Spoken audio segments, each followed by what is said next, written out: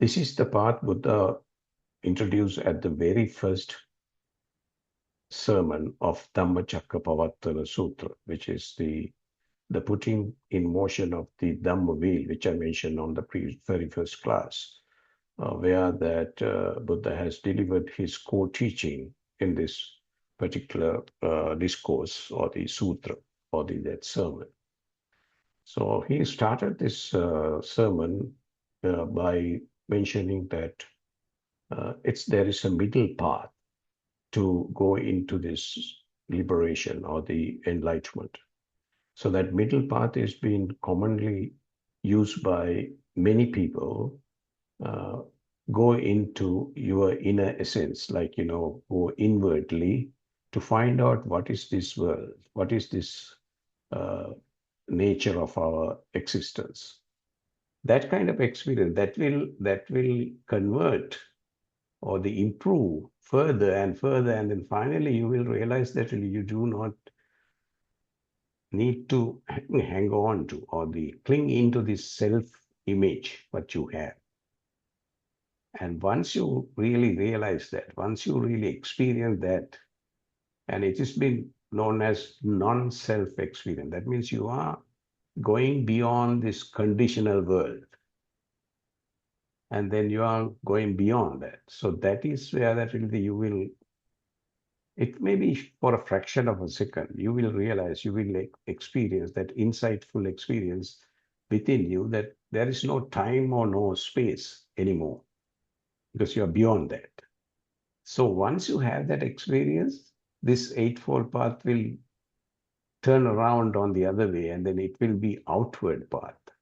So Buddha mentioned that as the Noble Eightfold Path rather than middle path. So this see that the kind of the naming convention. At the beginning, he mentioned that as in that his first sermon, he mentioned that as the middle path, because that everybody has to follow. Every mundane person may need to follow this. And once you follow that, and then once you really realize that non-self nature within you, you become a noble person in the sense that you become a stream winner. And after that, still you need to follow the similar kind of a process, but in a different way. You are actually, this time you are not following, actually, it is being absorbed to you. So what will happen is you turn around, and then after that, your process would be outward, in the sense that you will be responding to the outer world rather than reacting emotionally. So that's the difference. So because of that, now this progressive path has a different direction. See the difference. Originally the direction was inward. Now once you really got to that stream winner stage, it will turn around and then it will be directing outwardly. So that is a very profound thing, because very rarely people talk about this, because you can't see this kind of a uh, uh, aspect unless if you really realize that first noble truth, in the sense that really have that stream winner stage. So if anybody had that stream winner stage, mean that really he or she realized this 100% and got that first-hand profound experience of non-self. So this is the connection, because that's why Buddha said that really Four Noble Truth is the core of this whole my teaching. But whatever we talk about, it comes back to that Four Noble Truth. And then that first noble truth means that really the person who has gone through this progressive path inwardly, at the very end of that, that person will realize that non-self nature in you, which is the timeless nature.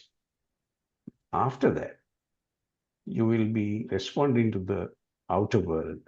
And then that is why it's called outward path. And then Buddha gave a different name, because this is now noble person is absorbing this path. So that is why he mentioned that as a noble eightfold path now. So you are actually absorbing it.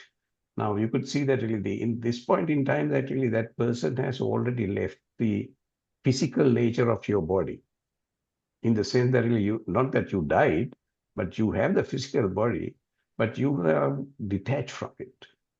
That person detached from that your physical body is there.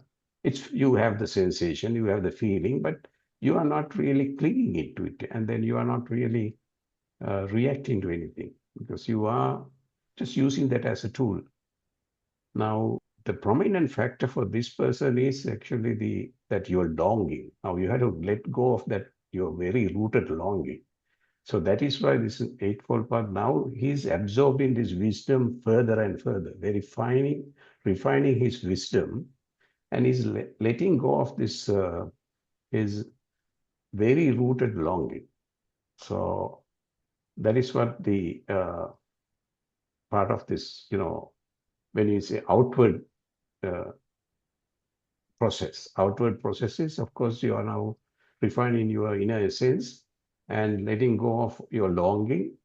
And along with that, you are letting go of your mind and you're letting go of your feeling. So that is the outward path of progressive path, which has been known as the middle path or the eightfold path. And